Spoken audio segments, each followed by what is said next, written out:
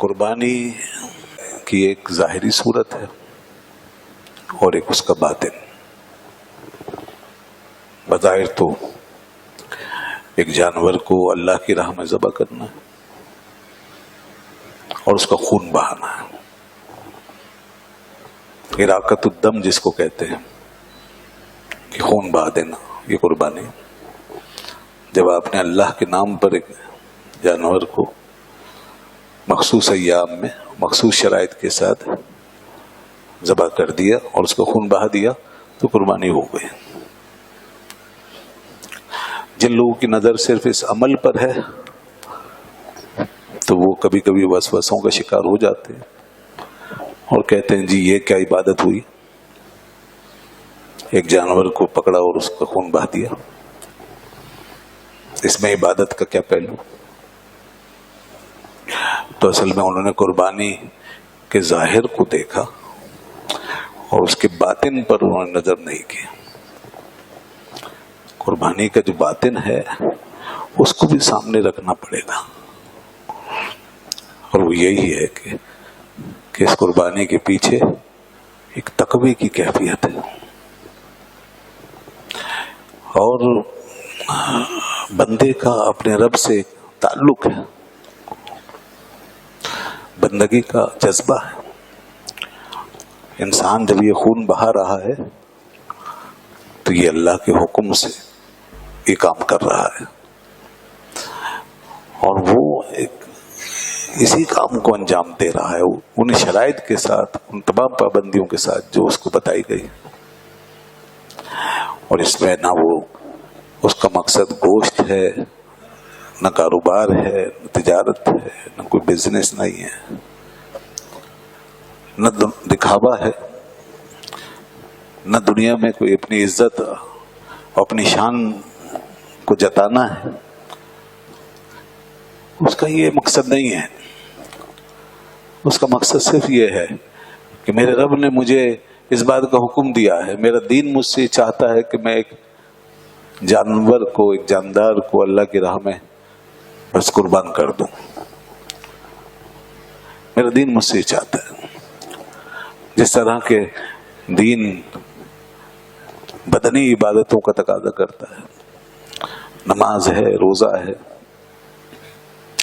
اسی طرح مالی عبادتیں مختلف صورتوں میں کہ بھائی صدقہ کرو، خیرات کرو، زکوٰۃ دو، اور اسی طرح حج کرو جس میں بدن اور مال دونوں کا استعمال ہے. تو جس طرح دین نے عبادتوں کا مجھے ایک نظام دیا ہے اور میں اس کا پابند ہوں، اسی طرح قربانی بھی ایک عمل ہے. ہاں البتہ قربانی میں یہ چیز ہے کہ اس کا تعلق ایک دوسری مخلوق کے ساتھ ہے، ایک جاندار کے ساتھ، ایک حیوان کے ساتھ ہے. اس کا خون بہانا ہے، اس کے گلے پہ چھری چلانی. تو ظاہر ہے یہ اتنی مختلف قسم کی جو عبادت ہمیں دی گئی، اس کے علاوہ جتنی عبادات ہیں ان کا تعلق صرف ہماری باڈی کے ساتھ اور ہمارے مال کے ساتھ. اور یہاں ایک اور مخلوق ہے، ایک جاندار ہے، اس کے جسم سے خون بہانا ہے، اس کو اللہ کی راہ میں قربان کرنا ہے. تو یقیناً اس کے اندر بہت ساری حکمتیں ہیں. اس میں جہاں آدمی کے مال کی قربانی ہے کہ مال تو خرچ ہوگا، ظاہر ہے مہنگے سے مہنگا جانور آدمی لے رہا ہے اور زیادہ مال خرچ ہوگا.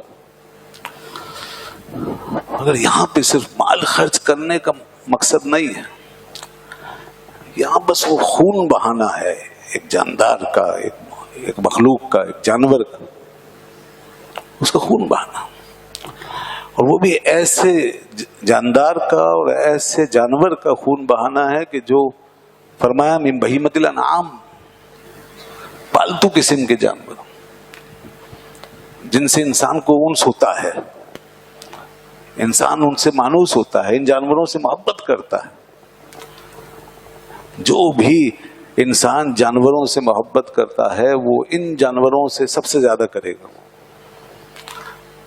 یہی اونٹ، گائے، بیل بکرا بکری بھیڑ دمبا، ان کو انعام کہا گیا. انعام، انعام لفظ نعمت کے مادے سے بنا ہوا ہے جس کے بنیادی معنی نرمی کے ہوتے ہیں. ان جانوروں کے اندر اللہ نے ایک نرمی رکھی ہوئی ہے، مانوسیت رکھی ہے، اور انسان بھی اس سے مانوس ہے، اور ان میں فائدے اللہ نے بہت رکھے ہیں. اس لیے یہ ایک نعمت ہے. تب اس کو ذبح کرنا، اپنے ہاتھ سے ذبح کرنا. دین یہ چاہتا ہے کہ انسان جو ہے وہ اپنے اندر بندگی کے مقام پر ایک ہمت اور ایک جرأت پیدا کرے. انسان کے اندر ایک غالب آنے والی نفسیات بھی ہونی چاہیے. اس کے اندر ایک اتنی ہمت اور اتنا جذبہ ہونا چاہیے کہ وہ خدا کی راہ میں قربانی دے سکے. اگر اس کو بلایا جائے کسی بڑے کام کے لیے، کسی جہاد کے لیے، اللہ کی راہ میں بڑی سے بڑی قربانی دینے کے لیے، تو وہ یہ نہ سوچے کہ یہ جان میں کیسے قربان کروں،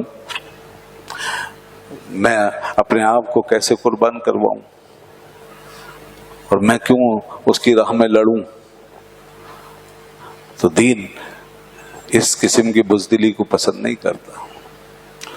دین چاہتا ہے کہ ہمارے اندر قربانی کا جذبہ بھی پیدا ہو. اور یہ جو قربانی کا جذبہ ہے، یہ خاک و خون کے ساتھ جب معاملہ ہوتا ہے نا تو اس کے بعد پیدا ہوتا ہے. آپ ویسے سارا مال اپنا خرچ کر دیں، صدقہ کر دیں، وہ بات پیدا نہیں ہوگی. خاک و خون کے ساتھ آپ کا تعلق نہیں بنے گا. آپ ساری رات نماز پڑھتے رہیں، وہ بات نہیں آئے گی.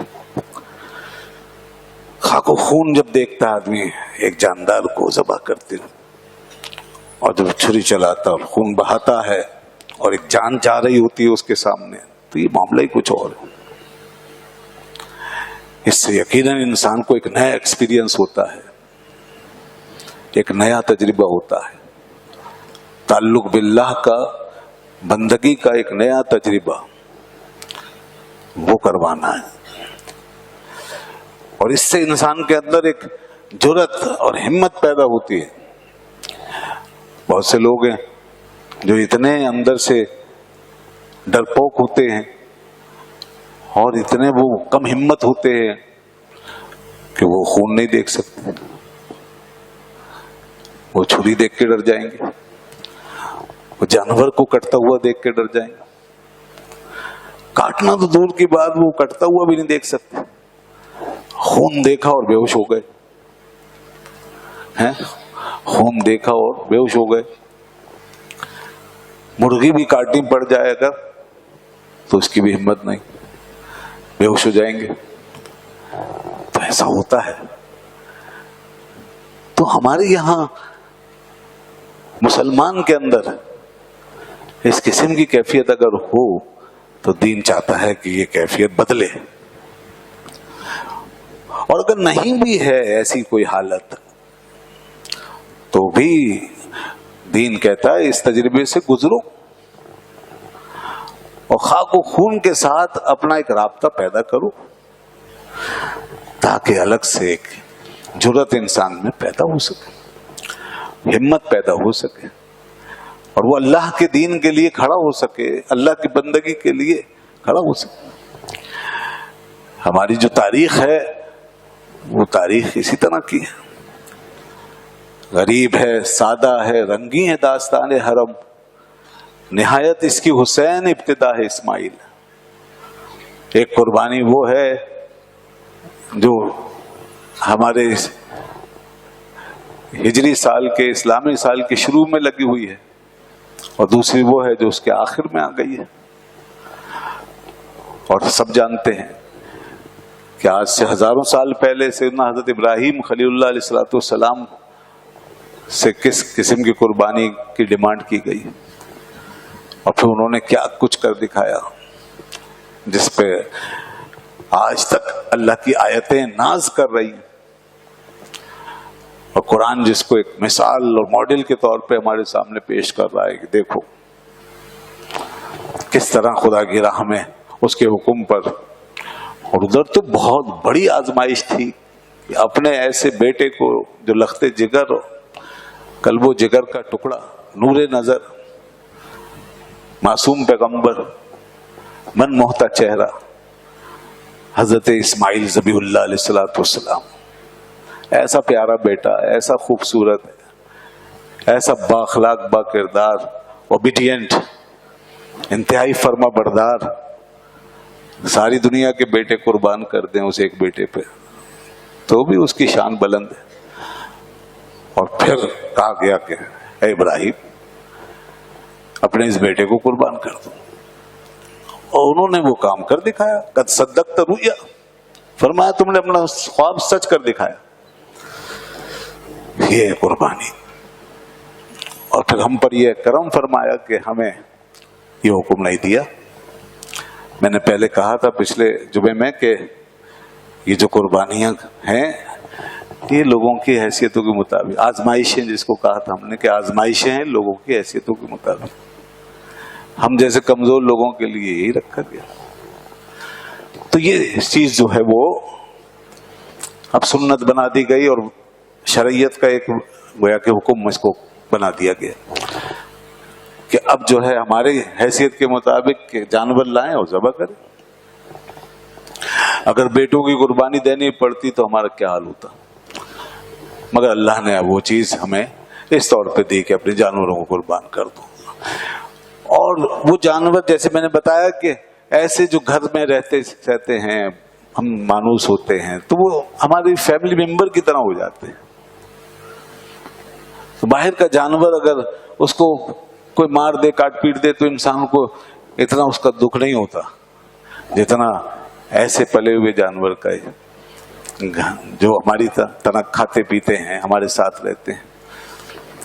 تو اس لیے یہ اس قسم کے جانور رکھے گئے تاکہ قریب ترین ہو جائیں، اس جذبے کے قریب ہو جائیں، کم از کم جو جذبہ اللہ نے اپنے خلیل میں رکھا تھا،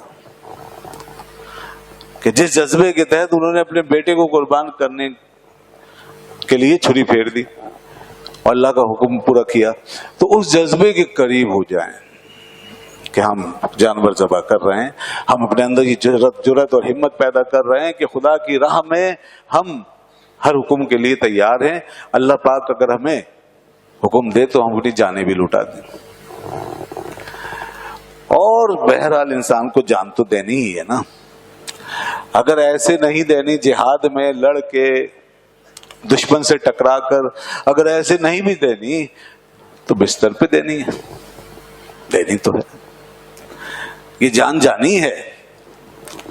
اور یہ بھی بڑی بات ہے، بڑی ہمت کی بات ہے آج کل کی نفسیات میں، آج کل کے ماحول میں خاص طور پر، کہ ایک انسان اپنی جان کو چاہے بستر پر ہی صحیح دینے کے لیے تیار ہو جائے.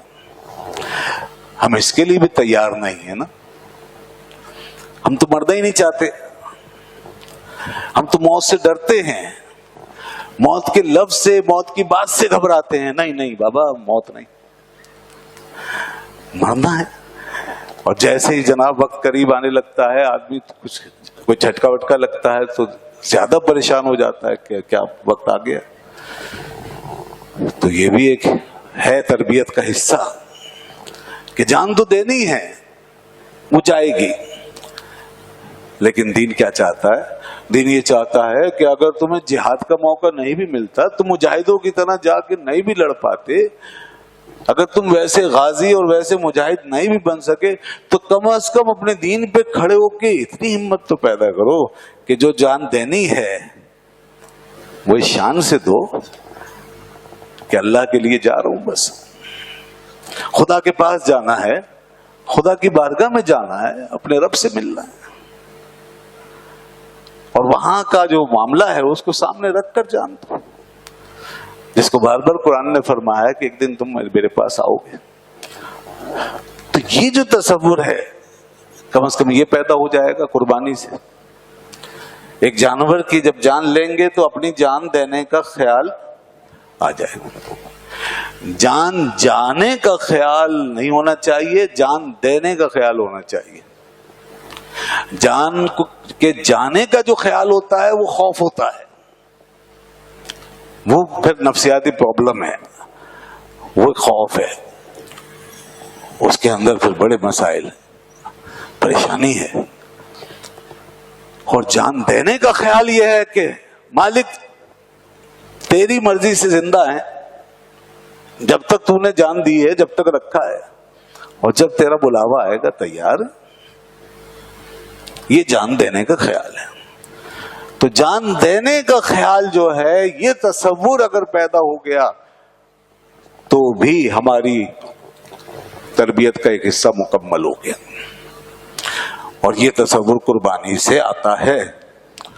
جب آدمی جانور کو قربان کرتا ہے اور اس کا خون بہاتا ہے. جی ہاں،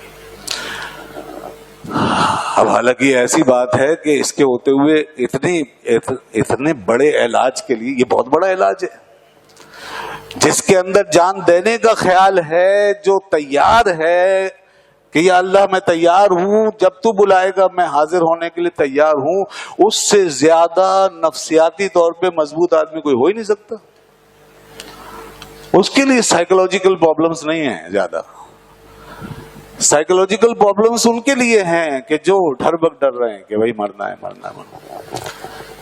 یہ تو ایک مضبوط سائیکی پہ کھڑا ہے گویا. تو یہ اتنا بڑا کام ہے، اتنا بڑا حل ہے، سولوشن ہے ہمارے اندر کی انگزائٹی کا، ہمارے ڈپریشن کا، ہمارے اسٹریس کا. اتنا بڑا حل ہے، اتنا بڑا سولوشن ہے کہ ہر گھبراہٹ اور پریشانی اور تکلیف میں انسان جب یہ سوچ لیتا ہے مالک میں تیار ہوں، تو آدھا اس کا علاج تو اسی کے بعد ہو جاتا ہے. اینگزائٹی اس کی خود بخود دور ہو جاتی ہے. اب چاہے کیسی خوفناک بیماری کے اندر بھی مبتلا ہو تو اس کی آدھی ہمت تو اسی سے بن جاتی ہے.